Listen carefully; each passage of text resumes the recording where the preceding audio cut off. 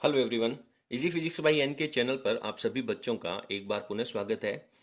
आज chapter number 13 का अगला पार्ट अपन पढ़ने वाले हैं। पिछले वीडियो में आपने प्रकाश विद्युत प्रभाव का जो एक प्रायोगिक प्रयोग था, उसकी जो इलेक्ट्रिक सर्किट है उसकी व्यवस्था आपने पढ़ी थी। आपने पढ़ा था कि किस तरह से प्रकाश जब उसके कैथोड के ऊपर आपतित होता है तो इलेक्ट्रॉन उत्सर्जित होकर के परिपथ में विद्युत धारा प्रवाहित होती है। आज अपन उस पूरे एक्सपेरिमेंट के जो रिजल्ट्स हैं उनकी व्याख्या करने वाले हैं।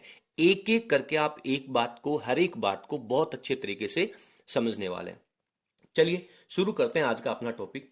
सबसे पहले मैं आप लोगों को बता दूं कि आज की अपनी जो सबसे पहली हेडिंग जो है वो है कि प्रकाश विद्युत धारा पर विभव का प्रभाव। एक एक करके अपन सभी टॉपिक्स को पढ़ने वाले हैं। प्रकाश विद्युत धारा किसे कहते हैं कि इस इलेक्ट्रो फोटो इफेक्ट के अंदर जब कैथोड प्लेट के ऊपर जब सूर्य का प्रकाश आपतित होता है और अपन ने इस सर्किट में किसी तरह की कोई बैटरी नहीं जोड़ रखी है, कंप्लीट ये सर्किट इस तरह से जुड़ा हुआ है, तो अपन जानते हैं कि एक निश्चित आवृत्ति के ऊपर यहां से बहुत सारे इलेक्ट्रॉन निकलेंगे और उनमें से कुछ एक इलेक्ट्रॉन 1 2 5 10 इलेक्ट्रॉन इस एनोड प्लेट के ऊपर चले जाएंगे। एनोड प्लेट पे जाने से एनोड प्लेट के ऊपर इलेक्ट्रॉन्स की अधिकता, कैथोड के ऊपर इलेक्ट्रॉन की कमी, परिणाम स्वरूप विभवांतर उत्पन्न हो जाएगा और ये सारे के सारे इलेक्ट्रॉन इस रास्ते से होकर के वापस कैथोड प्लेट के ऊपर आ जाएंगे। इस तरह से बाहर से कोई भी विभवांतर आपने इसके ऊपर अप्लाई नहीं कर रखा है, उसके बावजूद भी परिपथ में धारा प्रवाहित हो रही है। ये जो धारा है इसे प्रकाश विद्युत धारा कहते हैं और ये माइक्रो कोटि की होती है, बहुत अल्प कोटि की होती है। तो सबसे पहला टॉपिक अपन ने लिया कि प्रकाश विद्युत धारा। मैं यहां पे आपको पहले रफ में एक्सप्लेन कर देता हूं, उसके बाद में मैं आपको नोट्स भी लिखवा दूंगा, आप चिंता ना करें, बट अच्छे से समझते जाए। वाई एक्स के ऊपर ले लेता हूं मैं प्रकाश विद्युत धारा को, इस परिपथ में बहने वाली विद्युत धारा को, और एक्स एक्स के ऊपर ले लेता हूं मैं विभवांतर, कैपिटल वी से लिख देता हूं। अभी आपने विभवांतर कितना लगा रखा है इस सर्किट में, बाहर से बैटरी 0 विभवांतर लगा रखा है, लेकिन सूर्य का प्रकाश जब इसके ऊपर आपतित हो रहा है उस स्थिति में कुछ माइक्रो एम्पियर कोटि की विद्युत धारा तो 0 विभवांतर पर भी है। तो ये 0 विभवांतर के ऊपर मैं माइक्रो कोटि की करंट को यहां ले लेता हूं। बात समझ में आ गई? यानी अल्पमान की विद्युत धारा अब भी इसमें प्रवाहित हो रही है। अब आपको क्या करना है कि ये जो कैथोड है इसको आप नेगेटिव से जोड़ दें। यहां पे एक बैटरी अप्लाई कर दें इस तरह से, और इस बैटरी का जो नेगेटिव टर्मिनल है वो आप कैथोड से जोड़ दें और एनोड को आप पॉजिटिव से जोड़ दें, और आप 1 वोल्ट का विभवांतर लगा दें बैटरी का। कितना? 1 वोल्ट का। क्या होगा सोच के देखो। ये नेगेटिव प्लेट है वो इस कैथोड को नेगेटिव कर देगी, यानी कि इस कैथोड प्लेट के ऊपर अब इलेक्ट्रॉनों की अधिकता हो जाएगी। बहुत ज्यादा इलेक्ट्रॉन इस कैथोड प्लेट के ऊपर हो जाएंगे, और अब यदि सूर्य का प्रकाश आपतित होगा तो पहले की अपेक्षा यहां से उत्सर्जित होने वाले इलेक्ट्रॉनों की संख्या बहुत ज्यादा हो जाएगी। और ये जो एनोड है वो पॉजिटिव है, तो ये एनोड पॉजिटिव होने की वजह से इधर से आने वाले इलेक्ट्रॉनों को अपनी तरफ अट्रैक्ट करेगा, और जब इलेक्ट्रॉन्स को अपनी तरफ अट्रैक्ट करेगा तो कैथोड से एनोड की तरफ पहुंचने वाले इलेक्ट्रॉनों की संख्या ज्यादा हो जाएगी, क्योंकि एक तो कैथोड इलेक्ट्रॉन उत्सर्जित भी ज्यादा कर रहा है और एक एनोड है वो अपनी तरफ अट्रैक्शन भी कर रहा है। तो परिपथ के अंदर बहने वाली धारा का मान बढ़ेगा। तो जैसे जैसे आप वोल्टेज बढ़ाएंगे, ये वाला वोल्टेज कैथोड को नेगेटिव एनोड को पॉजिटिव लगा करके आप वोल्टेज बढ़ाएंगे, तो इस कैथोड प्लेट के ऊपर से इलेक्ट्रॉनों की अधिकता की वजह से ज्यादा इलेक्ट्रॉन उत्सर्जित होंगे, और एनोड के ऊपर पॉजिटिव चार्ज ज्यादा होने की वजह से ये इलेक्ट्रॉनों को ज्यादा अपनी तरफ खींचेगा। यानी ये जो साइड के अंदर इलेक्ट्रॉन निकल रहे थे उनकी संख्या कम हो जाएगी, अब एनोड की तरफ अट्रैक्शन हो जाएगा। यानी जैसे जैसे वोल्टेज बढ़ेगा वैसे वैसे धारा का मान भी बढ़ेगा। ठीक है, लेकिन आप एक विशेष वोल्टेज यदि इसके ऊपर लगा देते हैं तो उस विशेष वोल्टेज के ऊपर यहां से निकलने वाले जितने भी इलेक्ट्रॉन होंगे, टोटल के टोटल इलेक्ट्रॉन जो इससे उत्सर्जित हो रहे हैं, उन सभी इलेक्ट्रॉनों को ये एनोड अपनी तरफ आकर्षित करने में सक्सेसफुल हो जाता है। यानी उस वोल्टेज के बाद यदि आप कोई और वोल्टेज बढ़ाएंगे तो उससे ज्यादा इलेक्ट्रॉन उत्सर्जित ही नहीं होंगे, और जितने उत्सर्जित हो रहे थे वो सारे के सारे एनोड पर पहुंच रहे थे। उसके बाद यदि आप और ज्यादा वोल्टेज बढ़ाएंगे तो परिपथ में धारा का मान, इलेक्ट्रॉनों की संख्या नियत होने की वजह से परिपथ में धारा का मान भी नियत हो जाता है। और इस तरह से ये एक्स एक्स के पैरेलल ग्राफ आने लग जाता है। इसे कहते हैं संतृप्त धारा।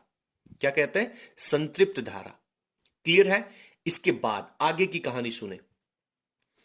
अब आप क्या करेंगे, इस बैटरी के टर्मिनल को एक्सचेंज कर देंगे, बदल देंगे। तो ये जो बैटरी के टर्मिनल बदलने की व्यवस्था है वही आपने पिछले वीडियो में जो दिक् परिवर्तक, दिशा परिवर्तक पढ़ा था उसका काम है। बैटरी को नहीं हिलाना है, बैटरी आपके पास वहीं रखी रहेगी। आप उस दिक् परिवर्तक की सहायता से इस बैटरी के जो टर्मिनल है, अब की बार कैथोड को आप पॉजिटिव से जोड़ देंगे और एनोड को अब किससे जोड़ देंगे? नेगेटिव से जोड़ देंगे। तो क्या होगा सोचे।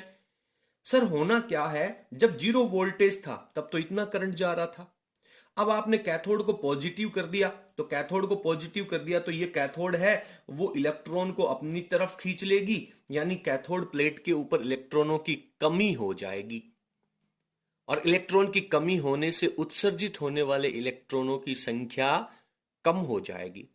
और कुछ इलेक्ट्रॉन उत्सर्जित होंगे भी सही, लेकिन ये जो एनोड है इसको तो आपने नेगेटिव से जोड़ रखा है, तो ये तो खुद ऋणावेशित हो जाएगा। और ये ऋणावेशित हो जाएगा तो इधर से आने वाले इलेक्ट्रॉन भी नेगेटिव होते हैं, तो ये एनोड उन इलेक्ट्रॉनों को धक्का मारेगा, चल भाई चल, तेरा यहां पे कोई काम नहीं है, निकलो यहां से।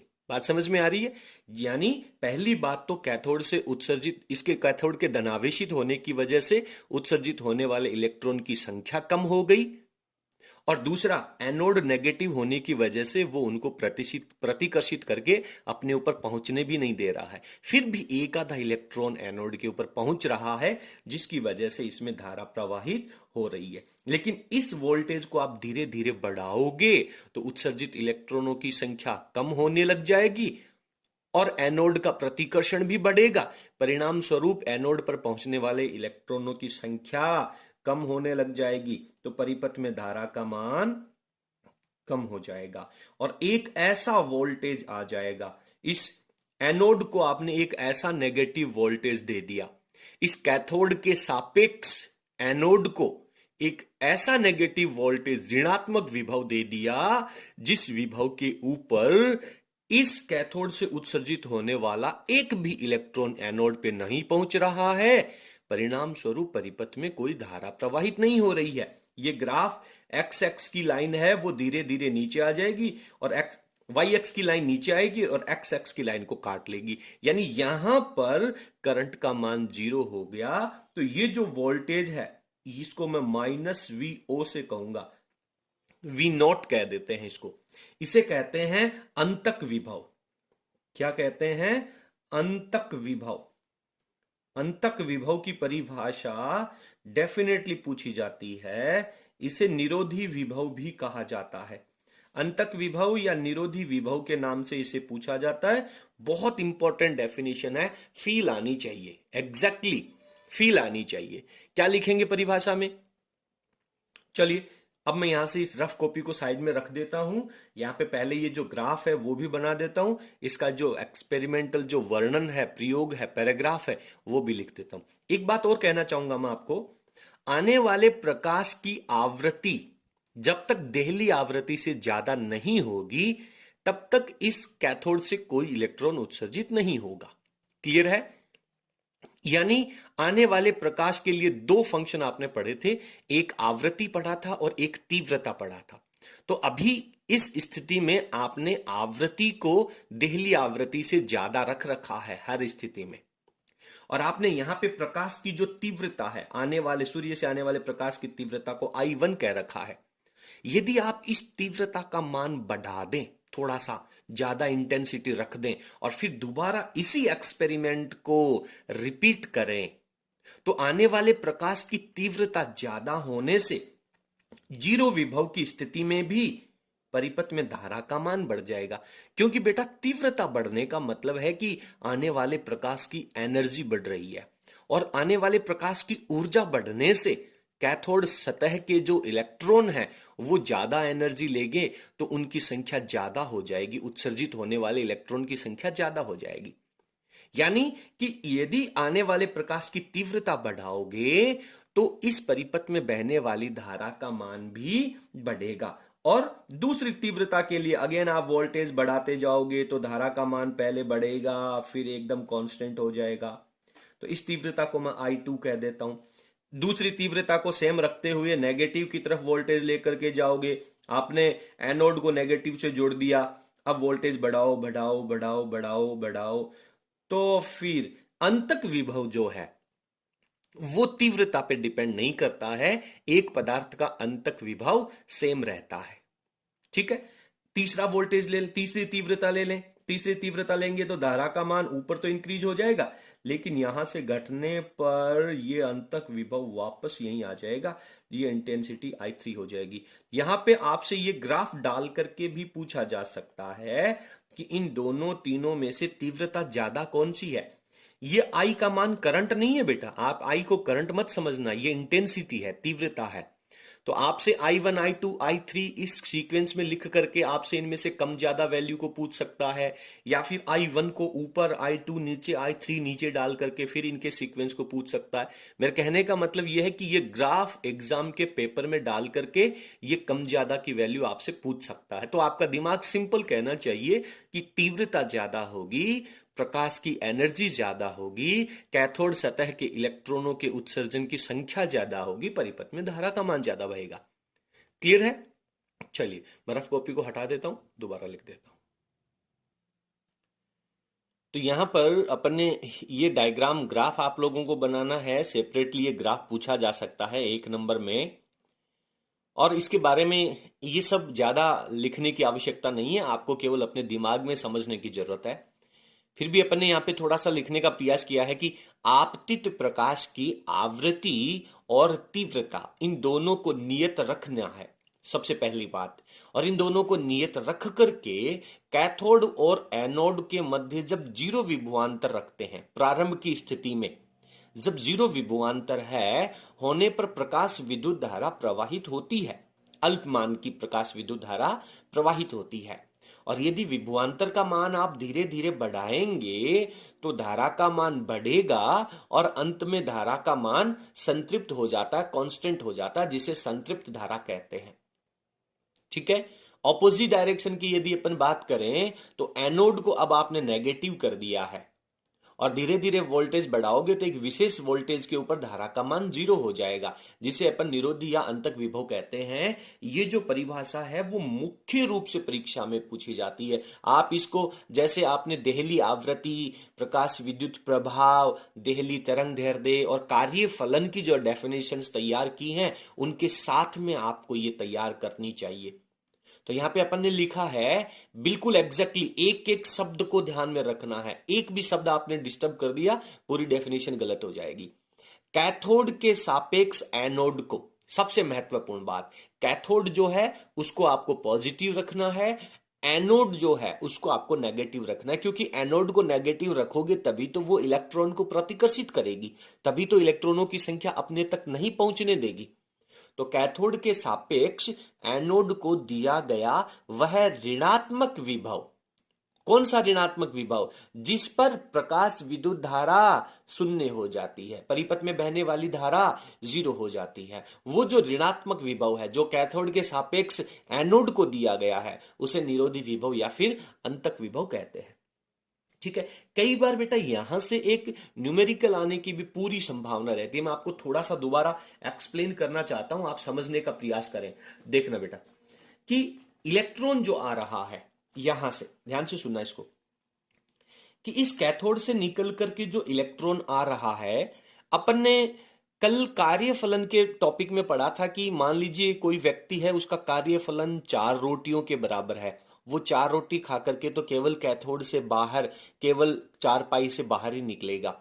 लेकिन यदि आप उसको 6 रोटियां दे देंगे तो उसके पास सर 4 रोटियां तो खड़े होने में, यानी केवल सतह से बाहर निकलने वाले इलेक्ट्रॉन के लिए, बाकी की जो 2 रोटियों की एनर्जी है वो उसको गतिज ऊर्जा प्रदान करेगी, दौड़ने के काम में आएगी। तो इस इलेक्ट्रॉन को जब धातु की सतह से बाहर निकालना है तो जितनी इसकी एनर्जी चाहिए कार्य फलन के बराबर, उससे ज्यादा एनर्जी इसे मिलेगी तो ये दौड़ेगा। और वो एनर्जी किसके रूप में काम आएगी? गतिज ऊर्जा के रूप में। बात समझने का प्रयास करना। तो जो इलेक्ट्रॉन कैथोड से निकल करके एनोड पर पहुंच रहा है, एनोड पर पहुंचते समय उसकी जितनी गतिज ऊर्जा होगी, उस गतिज ऊर्जा का विरोध इस अंतक विभव से मिलेगा। बात को समझें, जितनी गतिज ऊर्जा इस इलेक्ट्रॉन की होगी, उस गतिज ऊर्जा के बराबर का जब वो विरोध करेगा, तभी तो वो उस इलेक्ट्रॉन को अपनी सतह पे आने से रोक पाएगा। तो यहां से आने वाले इलेक्ट्रॉन की जो गतिज ऊर्जा है वो 1/2 mv² हो जाएगा, और v जो है वो उसके वेग की मैक्सिमम वैल्यू कहेंगे। यहां से निकलने पर वेग जब इस एनोड के ऊपर पहुंचेगा, उस समय उसका मैक्सिमम जो वेग है, क्योंकि यदि उससे कम वेग है तो वो एनोड तक पहले से खुद ही नहीं पहुंच पा रहा है, उसके लिए तो निरोधी विभव या अंतक विभव की जरूरत नहीं है। अंतक विभव तो किसके काम आएगा? किसको रोकने का प्रयास करेगा? जो इलेक्ट्रॉन जबरदस्ती इस एनोड पे पहुंचेगा उसको धक्का मार के बाहर निकालेगा। जो इलेक्ट्रॉन बेचारा यहां से निकला और रास्ते में मरमरा गया, बैठ गया, रुक गया, तो उसको तो रोकने का काम एनोड का है ही नहीं, क्योंकि वो तो खुद ही मर गया। एनोड तो किसको रोकने का प्रयास करेगा? अंतक विभव की सिचुएशन की बात कर रहे हैं अपन। वो तो उस इलेक्ट्रॉन को रोकने का प्रयास करेगा जो जबरदस्ती एनोड पे पहुंच रहा है। तो एनोड पे पहुंचने वाले इलेक्ट्रॉन की गतिज ऊर्जा 1/2 mv², क्योंकि उस इलेक्ट्रॉन के पास केवल मात्र गतिज ऊर्जा ही है, वो दौड़ करके आ रहा है, स्थितिज ऊर्जा उसकी 0 है। और उसका विरोध कौन करेगा? अंतक विभव। तो अंतक विभव को जब आवेश से गुणा कर देंगे तो क्या बन जाएगा? याद करो, विभव को आवेश से गुणा करने पर बेटा कार्य बन जाता है ना। विभव को आवेश से गुणा करने पर, किसके आवेश से गुणा करोगे? इलेक्ट्रॉन के। क्यों करोगे? क्योंकि इलेक्ट्रॉन ही तो आ रहा है। हाँ, इलेक्ट्रॉन के आवेश से गुणा करोगे तो उसके कार्य के बराबर आ जाएगा, और ये वाला कार्य इसका विरोध करेगा। तो ये एक बहुत मैक्सिमम और बहुत इंपॉर्टेंट डेफिनेशन बनती है। कभी भी क्वेश्चन में यदि आपको अंतक विभव की वैल्यू चाहिए, देखिए मैं बता दूं कि बच्चों को यह बात समझने में बरसों लग जाते हैं, 5-5 4-4 साल बाद में ये बातें समझ में आती हैं। इवन मैं आप लोगों को बता दूं, मुझे भी ये बात इस वर्ष ही समझ में आई है। ठीक है। तो इस बात को आप लोगों को बहुत अच्छे से समझना। ये निरोधी विभव या अंतक विभव ज्ञात करने की फॉर्मूला है। तो इसको मैं पहले, आप स्क्रीन को पॉज कर लें, जितने नोट्स यहाँ पे नजर आ रहे हैं वो सब लिख लें। इसके बाद में मैं इसका फॉर्मूला भी आप लोगों को नीचे लिख देता हूं। ठीक है, चलिए यहां लिख देता हूं। तो जो गतिज ऊर्जा है के, उस गतिज ऊर्जा का अधिकतम मान के मैक्सिमम, ये हो जाएगा 1/2 mv², और v के साथ में मैक्सिमम जरूर लगाना है। बराबर में फॉर्मूला हो जाएगा EV0। ठीक है, तो ये वैल्यू आ जाएगी। तो इस तरीके से आप इस फॉर्मूले से अंतक विभव है उसको आप कैलकुलेट कर पाएंगे। चलिए अब अपन इसके दूसरे प्रयास में चलते हैं, दूसरे अनुप्रयोग में चलते हैं। अब अपना इसी क्रम में दूसरा टॉपिक है कि वो जो प्रकाश विद्युत धारा है परिपथ में बहने वाली, उस प्रकाश विद्युत धारा के ऊपर प्रकाश की तीव्रता का क्या प्रभाव पड़ेगा। आने वाले प्रकाश की 2 क्वांटिटी अपन ने पढ़ी है, एक आवृत्ति पढ़ी है और एक तीव्रता पढ़ी है। तो पिछले प्रयोग में आपने पढ़ा है कि आवृत्ति और तीव्रता दोनों को नियत रखना है, लेकिन उसी ग्राफ में आपने देखा था कि यदि आने वाले प्रकाश की तीव्रता का मान बढ़ा दें, आवृत्ति को कांस्टेंट रख लें, तीव्रता का मान बढ़ाएं और वोल्टेज और धारा के बीच में पुनः ग्राफ खींचा, तो आपने देखा कि तीव्रता बढ़ने पर धारा का मान भी बढ़ रहा है। बात समझ में आ रही है? जितनी ज्यादा सूर्य से आने वाले प्रकाश की इंटेंसिटी होगी, तीव्रता होगी, उतनी ही परिपथ में धारा का मान भी बढ़ेगा। यानी कि अब अपन डायरेक्टली कह सकते हैं, दोबारा सोचने समझने का प्रयास करें, तीव्रता क्या होती है? तीव्रता होती है 1 सेकंड में एकांक क्षेत्रफल पर आने वाली ऊर्जा। और विद्युत धारा क्या होती है? 1 सेकंड में प्रवाहित आवेश की संख्या। तो यदि तीव्रता का मान बढ़ेगा तो उस धातु की सतह पर, कैथोड की सतह पर फोटॉन्स की संख्या बढ़ेगी, ऊर्जा का मान बढ़ेगा। और ऊर्जा का मान बढ़ेगा तो इलेक्ट्रॉनों का जो ऊर्जा का अवशोषण है उसकी वैल्यू भी बढ़ेगी, यानी ज्यादा इलेक्ट्रॉन ऊर्जा का अवशोषण कर पाएंगे। ठीक है, और ज्यादा इलेक्ट्रॉन अवशोषण कर पाएंगे तो उत्सर्जित इलेक्ट्रॉनों की संख्या भी ज्यादा होगी, यानी परिपथ में धारा का मान बढ़ेगा। तो डायरेक्टली अपन कह सकते हैं कि प्रकाश विद्युत धारा का मान तीव्रता के समानुपाती होता है। तो इसका एक छोटा सा ग्राफ भी आप लोगों को यहाँ पे ड्रॉ कर लेना चाहिए। एक्स एक्स के ऊपर अपन ले लेते हैं प्रकाश की तीव्रता, यहां पे ले लेते हैं अपन प्रकाश की तीव्रता, और वाई एक्स के ऊपर ले लेते हैं प्रकाश विद्युत धारा का मान, यहां पे ले लेते हैं प्रकाश विद्युत धारा का मान। और दोनों में जब अपन ग्राफ खींचेंगे तो एक स्ट्रेट लाइन आएगी। तो यानी अपन यहां पे कह सकते हैं कि प्रकाश विद्युत धारा, मैं डायरेक्ट लिखता हूं यहां पे, प्रकाश विद्युत धारा का जो मान है वो क्या रहेगा, प्रकाश विद्युत धारा का मान प्रकाश की तीव्रता के क्या होता है, शॉर्ट में लिख दें बस, प्रकाश की तीव्रता के समानुपाती होता है। आपको ज्यादा एक्सप्लेन करने की जरूरत नहीं है, रिपीट करने की जरूरत नहीं है, केवल फील करना है, समझना है। ओके, तो ये अपना अगला पार्ट हो जाता है। इसके आगे चलते हैं, चलिए अब इसका अपन अगला पॉइंट नंबर 3 पढ़ने वाले हैं, जिसमें कह रहा है कि प्रकाश विद्युत धारा के ऊपर आने वाले प्रकाश की आवृत्ति का क्या प्रभाव रहेगा। आप बहुत ध्यान से पढ़ेंगे, बहुत अच्छे से समझेंगे। ये टॉपिक है वो समझने वाले हैं, रटने वाले नहीं हैं, इनको फील करना है।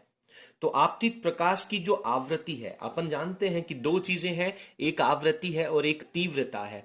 तो अब की बार आपने तीव्रता को नियत रख लेना है, आवृत्ति का मान अपन अलग अलग स्थितियों में बदलने वाले हैं। हालांकि आवृत्ति को भी नियत ही रखेंगे, लेकिन जैसे पहले केस में आपने पढ़ा था कि तीव्रता का मान पहले I1 रखा, फिर तीव्रता का मान बढ़ा करके I2 रखा, फिर I3 रखा, तो उसी तरीके से इसके अंदर भी आवृत्ति का मान नियत तो रहेगा, लेकिन एक बार जब एक्सपेरिमेंट करेंगे तो आवृत्ति को अपन न्यू 1 रख लेंगे। फिर पूरा एक्सपेरिमेंट करने के बाद आने वाले प्रकाश की आवृत्ति को थोड़ा सा चेंज करके बढ़ा करके रख देंगे, और फिर दोबारा पूरा का पूरा एक्सपेरिमेंट पढ़ेंगे। तो इस केस में ग्राफ तो अपने को वापस धारा और विभवांतर के बीच ही खींचना है। आप समझने का प्रयास करें। मैं देखिए, मैं टॉपिक को शुरू करता हूं। ये मेरे पास वाई एक्स की स्थिति है, और इस वाई एक्स की स्थिति के ऊपर मैं प्रकाश विद्युत धारा लेता हूं, और एक्स एक्स की जो स्थिति है इसके ऊपर अपन विभवांतर लेते हैं। ठीक है बेटा, आने वाले प्रकाश की जो आवृत्ति है और तीव्रता है, उन दोनों को अपन नियत रख लेते हैं। आवृत्ति का मान मैं न्यू 1 रखता हूं। अब क्या होगा, आवृत्ति का मान न्यू 1 होगा तो लेकिन आवृत्ति देहली आवृत्ति से ज्यादा होनी चाहिए। जब तक आवृत्ति देहली आवृत्ति से कम होगी तब तक इस परिपथ में किसी भी मान का, किसी भी वैल्यू की धारा प्रवाहित नहीं होगी। तो जब देहली आवृत्ति से ज्यादा आवृत्ति आप रखेंगे तो इसके अंदर परिपथ में धारा का मान कुछ ना कुछ रहेगा। और यदि आप वोल्टेज बढ़ाएंगे तो वो की वही स्थिति रहनी है, पहले प्रारंभ में धारा का मान बढ़ेगा और फिर धारा का मान है वो नियत हो जाएगा और संतृप्त धारा आ जाएगी। और यदि आप उस आवृत्ति के ऊपर वोल्टेज का मान ऋणात्मक करते हैं तो वापस वही ग्राफ आता है, एक निश्चित विभव के ऊपर परिपथ में धारा का मान 0 हो जाता है। तो इसे कह देता हूं मैं -V0, और उसके बाद में कह देता हूं 1 का मतलब है कि ये जो पहली आवृत्ति है, न्यू 1 आवृत्ति की स्थिति है। अब ध्यान से सुनना, यदि आने वाले प्रकाश की आवृत्ति को आप और बढ़ा दें तो आवृत्ति बढ़ने का मतलब क्या है? आवृत्ति बढ़ने का मतलब है आने वाले प्रकाश की एनर्जी बढ़ेगी, और एनर्जी बढ़ने से उत्सर्जित इलेक्ट्रॉनों की संख्या नहीं बदलेगी। ध्यान देना, उत्सर्जित इलेक्ट्रॉनों की संख्या तीव्रता के ऊपर डिपेंड करती है। यहां पे उत्सर्जित आवृत्ति का मतलब क्या है? अब आप उस इलेक्ट्रॉन को 4 रोटियों की जगह 6 रोटियां दे रहे हो। फील करें इस बात को। आवृत्ति का मतलब है आप उस पर्टिकुलर इलेक्ट्रॉन को एनर्जी ज्यादा दे रहे हैं। तो जितना उसका कार्यफलन है दो रोटियों का, तब तक तो वो केवल सतह से बाहर निकलेगा। और अब जितनी ज्यादा आवृत्ति होगी, पर्टिकुलर उस इलेक्ट्रॉन की गतिज ऊर्जा बढ़ेगी। और अभी आपने पिछले कॉन्सेप्ट में पढ़ा है कि गतिज ऊर्जा जितनी ज्यादा होगी, उस इलेक्ट्रॉन को एनोड पर पहुंचने से रोकना उतना ही मुश्किल होगा। और यदि उस इलेक्ट्रॉन को एनोड पर पहुंचने से रोकना है, तो आपको एनोड को ज्यादा विभव देना पड़ेगा। और वो विभव जिसके ऊपर धारा का मान 0 हो जाए, उसे अपन निरोधी विभव कहते हैं। तो इस सिचुएशन में यदि आपने परिपथ में आने वाली आवृत्ति का मान बढ़ा दिया, तो डेफिनेटली अब उस इलेक्ट्रॉन को एनोड पर जाने से रोकना है, तो अंतक विभव की वैल्यू बढ़ जाएगी। तो दूसरी आवृत्ति के लिए इसका जो ग्राफ है वो कुछ इस तरीके से आने वाला है। ये ग्राफ आने वाला है। ये जो आवृत्ति है इसको ν2 कह देते हैं, और इसका जो अंतक विभव है उसको -V02 कह देते हैं। बात समझने का प्रयास करना। जितनी ज्यादा आवृत्ति होगी, उस इलेक्ट्रॉन की एनर्जी उतनी ज्यादा होगी। एनर्जी ज्यादा होगी तो इलेक्ट्रॉन को रोकना मुश्किल होगा, एनोड को ज्यादा नेगेटिव विभव देना पड़ेगा।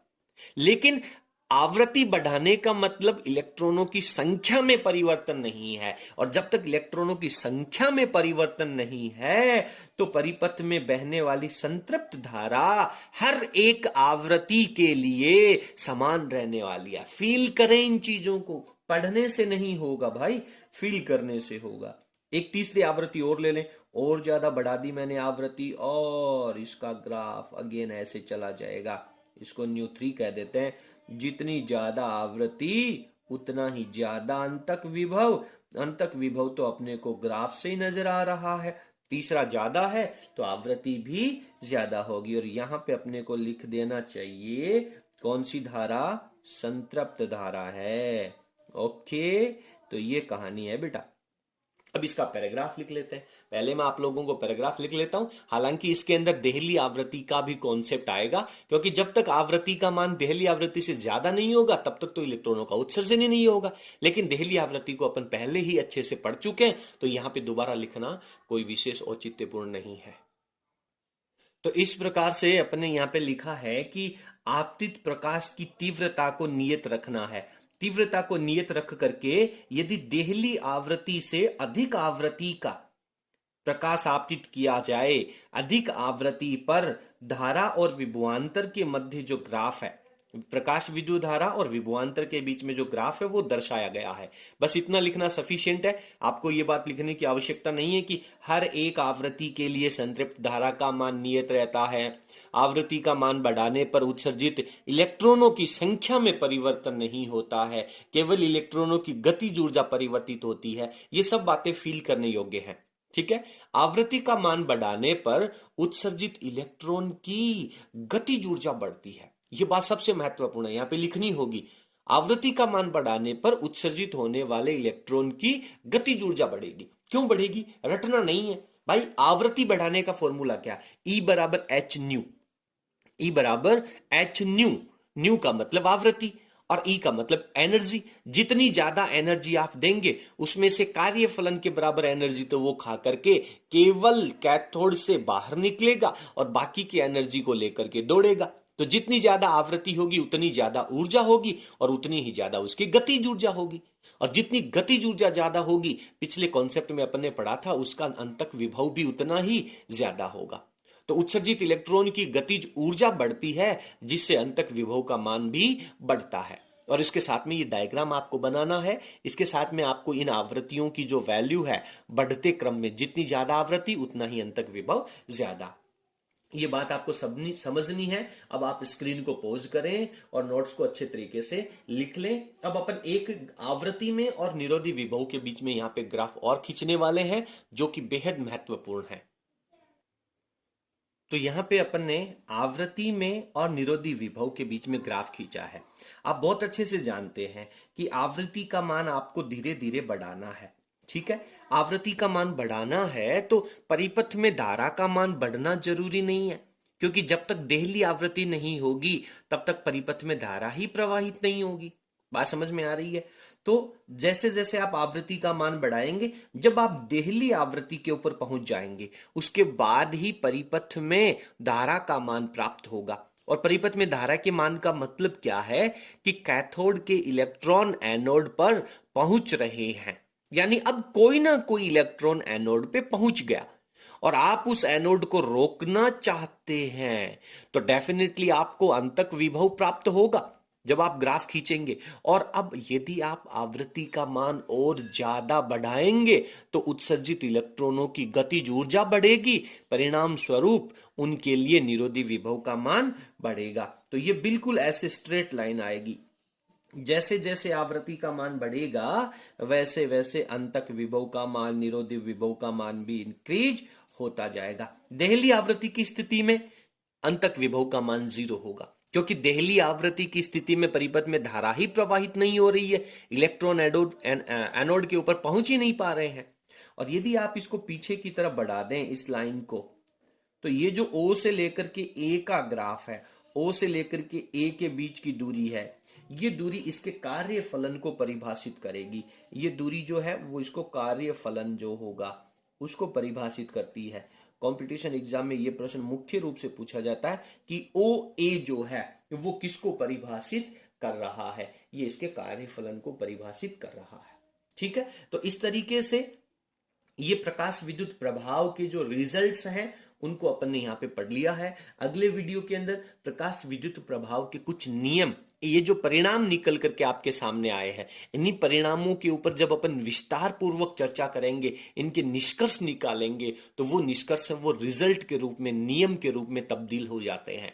तो अगले वीडियो में अपन प्रकाश विद्युत प्रभाव के जो नियम हैं उनके ऊपर चर्चा करेंगे, लेकिन उनसे पहले मैं आपसे अनुरोध करूंगा कि आप इन सभी परिणामों को अच्छे से पढ़ें, अच्छे से समझें। इस वीडियो को आपको लगे तो, आवश्यकता हो तो आप इसे दोबारा देख करके भी समझें। इन नोट्स को साथ साथ बनाते रहें। जब तक आप इन चीजों को फील नहीं करेंगे ये चैप्टर आपको क्लियर नहीं होगा, और यदि एक बार क्लियर हो गया तो आप ताउम्र पूरी जिंदगी भर आप इसे भूल नहीं पाएंगे। चलिए, आज की क्लास में इतना ही।